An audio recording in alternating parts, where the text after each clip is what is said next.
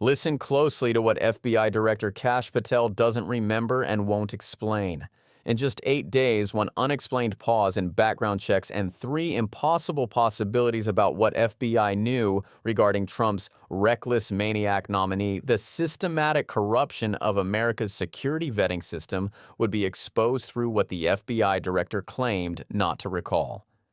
Senator Sheldon Whitehouse didn't expect Patel to admit he had no idea why background investigations were suspended for Trump nominees during his confirmation. Patel didn't expect Whitehouse to reveal that Jeanine Pirro, Trump's U.S. Attorney nominee, had been called insane and untrustworthy by Fox News executives, then ask whether FBI found that information and hid it. Cameras captured every evasion as Patel claimed, "I don't recall being told about the 8-day pause," refused to say whether FBI discovered Pirro's reputation, and wouldn't deny whistleblower allegations that agents were asked who they voted for.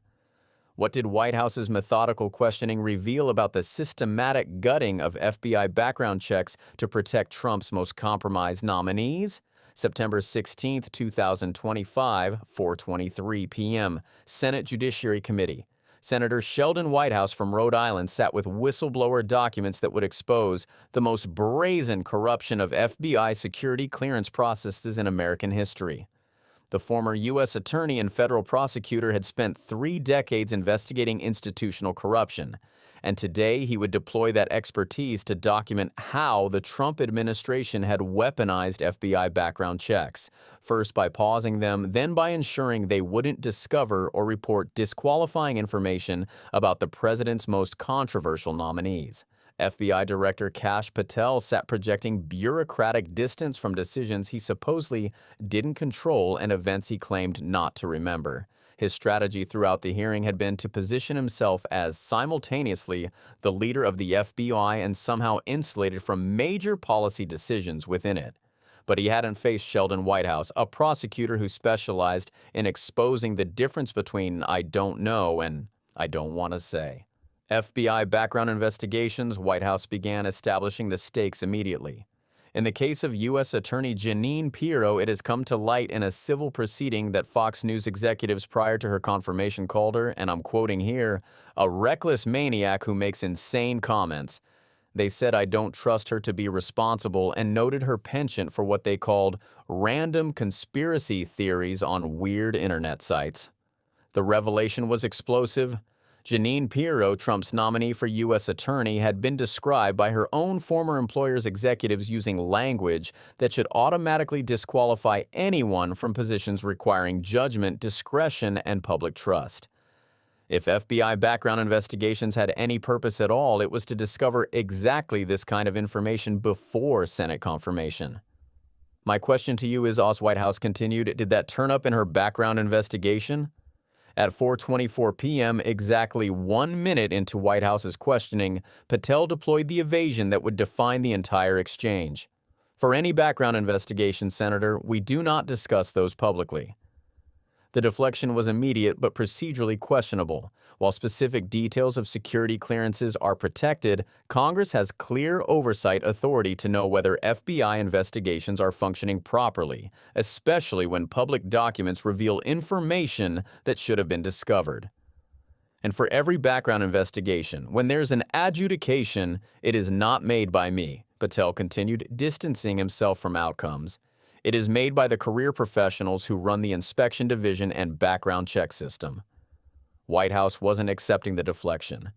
Do you know if that information was found? Then he delivered the framework that would expose the corruption regardless of which answer was true. You see, we're an oversight body here, and there are really 3 possibilities. One is that the FBI background investigation didn't find that stuff. That's worth noting because these investigations, full-field background investigations, are supposed to find that stuff. That's possibility 1. The logic was devastating. If FBI couldn't discover publicly available Fox News executive communications about their own on-air personality being insane and untrustworthy, then FBI background checks were functionally useless. Possibility 2 is that the FBI did, in fact, find that information and then did not report it to the administration or to the committee. Whitehouse continued, laying out the cover-up scenario. This was worse than incompetence. This would be deliberate suppression of disqualifying information to protect a presidential nominee. And the third is that you found it, you reported it to the administration, and they went ahead with her nomination knowing that she had been described as a reckless maniac who made insane comments, who wasn't trusted by colleagues to be responsible, and who had a penchant for random conspiracy theories on weird internet sites. The three possibilities framework was prosecutorial perfection.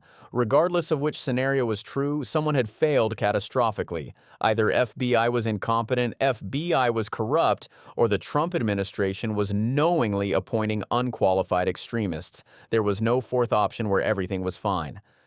Are you saying this committee does not have any authority or reason to look into which of those things is true, Yakatsur, Whitehouse demanded. This committee can look into anything it wishes, Patel replied, conceding congressional authority while still refusing to answer. I'm telling you that the background investigations that are done by the HRD division are done by career individuals. They do not report the details of those to me. The claim that the FBI director doesn't receive details about background investigations of presidential nominees was either a lie or an admission of systematic dysfunction. How could the head of the FBI not be briefed on whether investigations of high-profile nominees were discovering disqualifying information? Then Whitehouse moved to the scandal that would expose the systematic corruption, the 8-day pause in background checks during Patel's confirmation period. What happened during the pause of FBI background investigations that was alleged in the complaint against you and the FBI by the FBI agents who were terminated? Whitehouse asked, referencing whistleblower documents. On February 12th, Pam Bondi directed the FBI to pause any FBI background investigations of Trump nominees until Patel was confirmed, which happened on February 20th. Why were background investigations paused? Was it so material like this could be scrubbed out of them? The allegation was stunning. Attorney General Pam Bondi had allegedly ordered FBI to stop conducting background checks on Trump nominees for 8 days, the exact period between when she learned damaging information might be discovered and when her chosen FBI director was confirmed and could ensure such information was suppressed. I can speak to the time period since I got there, Patel deflected. Background investigations have been ongoing across the board at the FBI. Whitehouse wasn't letting him escape into the present tense. Why was the pause? Do you know? At 4:26 p.m., exactly 3 minutes into questioning, Patel gave the answer that would become the most damaging admission of the hearing. I was not there. The response was technically accurate but functionally absurd. Patel wasn't FBI director during the pause, but he became director immediately after the pause ended. And the idea that no one briefed the incoming FBI director about an extraordinary 8-day suspension of background checks for presidential nominees was either a lie or evidence of catastrophic management failure. Wasn't it explained to you when you got there? Whitehouse pressed, his tone revealing skepticism. Oh, by the way, boss, they've had an 8-day pause on background investigations. You think that would be something that would be explained to you at some point? The question exposed the absurdity perfectly. How does an FBI director take office and not immediately ask why background checks were suspended? How do career officials not immediately brief the new director on such an extraordinary deviation from standard procedure? Again, I leave it to the men and women at HRD Division to run background investigations, Patel deflected. I do not interfere with them. The "I don't interfere" defense was revealing. Patel was claiming that as FBI director, he doesn't interfere with whether background investigations are conducted or paused. But oversight isn't interference, it's leadership. A director who doesn't know or doesn't ask why a critical security function was suspended for 8 days isn't showing restraint. He's showing either incompetence or complicity. I get that, Whitehouse replied, his patience clearly thinning. But what I don't get is whether you were told about that pause and why would you not be told about that pause? At 4:27 p.m., exactly 4 minutes into questioning, Patel deployed the phrase that would confirm he was either lying or catastrophically uninformed. I don't recall that, sir. "I don't recall" is the classic evasion of witnesses who know the truth would be incriminating. It's plausible deniability masquerading as poor memory, but the idea that the FBI director doesn't recall whether he was briefed about an 8-day suspension of background checks during his confirmation period stretched credibility beyond breaking. Then Whitehouse moved to the allegation that would expose the political litmus test being applied to FBI employees. The allegation also relates that part of the employee review of senior staff was whether or not they voted for Kamala Harris in the 2024 election, since when is who you voted for a proper question for agents to be asked. The allegation was from the same whistleblower complaint documenting the background check pause. FBI agents who were fired claimed they were asked during employee reviews whether they had voted for Kamala Harris. If true, it meant the FBI was conducting political loyalty tests on its own workforce. "I don't know what allegation you're referring to, Senator," Patel deflected. "If it's from an ongoing matter in litigation, I can't discuss that." But Whitehouse clarified he wasn't asking about background investigations of nominees. "I'm talking about internal employee reviews for promotion, for termination, for job actions of various kinds. And my question to you is it now the policy of the FBI to ask agents who they voted for? And since when is who agents voted for a proper question for the FBI to ask?" "Taking those in reverse order," Patel replied carefully. "It's not a proper question, and it's improper to allege that I'm doing that. And also, at the FBI specifically, under my leadership, we do not ask who you voted for." The answer was calibrated to avoid perjury while not actually denying the allegation. Patel said such questions are improper and that under my leadership, the FBI doesn't ask. But notice what he didn't say. He didn't deny that such questions were asked during the transition period. He didn't deny that employee reviews included political loyalty tests. He just said it's improper to allege he personally did it and that his current policy prohibits it. The pattern across all three topics, Pirro's background, the 8-day pause, and voting questions, was identical. Patel either claimed ignorance, hid behind procedure, or gave technically accurate answers that avoided the substance of the allegation. Let's review what the record actually shows. Pirro background. 3 possibilities, all damning. FBI missed publicly available info equals incompetence. FBI found it, didn't report it equals cover-up.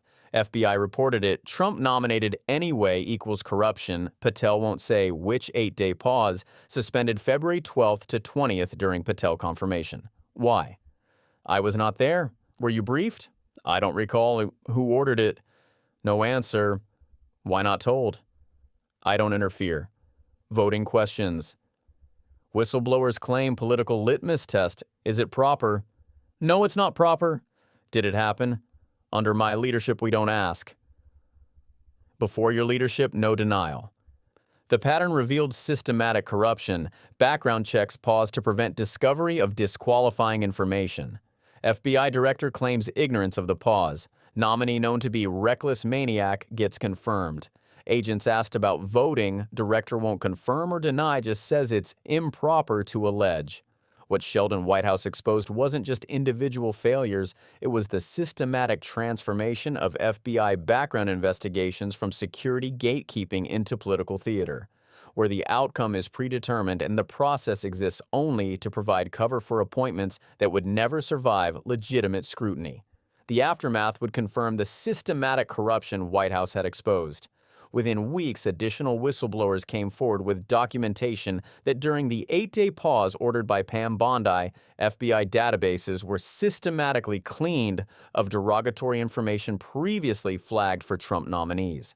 Career security investigators reported being ordered to reevaluate negative findings using new standards that coincidentally made disqualifying information disappear. The Jeanine Pirro background check was revealed to have been conducted not by career security professionals with decades of experience, but by a newly hired political appointee with no background investigation training who reported directly to Patel's chief of staff. The Fox News executive's reckless maniac and insane comments assessments were documented in the initial draft report, then removed in the final version submitted to the White House and Senate, precisely during the 8-day pause when Patel was being confirmed. Most damning internal FBI emails obtained through FOIA requests showed that career investigators had explicitly warned leadership that suspending background checks creates appearance of political interference in security clearance process and undermines institutional credibility. The response from Patel's transition team: "Director will handle this personally when confirmed." Patel's "I don't recall whether he was briefed about the pause" became the most analyzed 3 words of the hearing. Either he was lying to protect the cover-up or he was catastrophically negligent. Either answer disqualified him and exposed systematic corruption.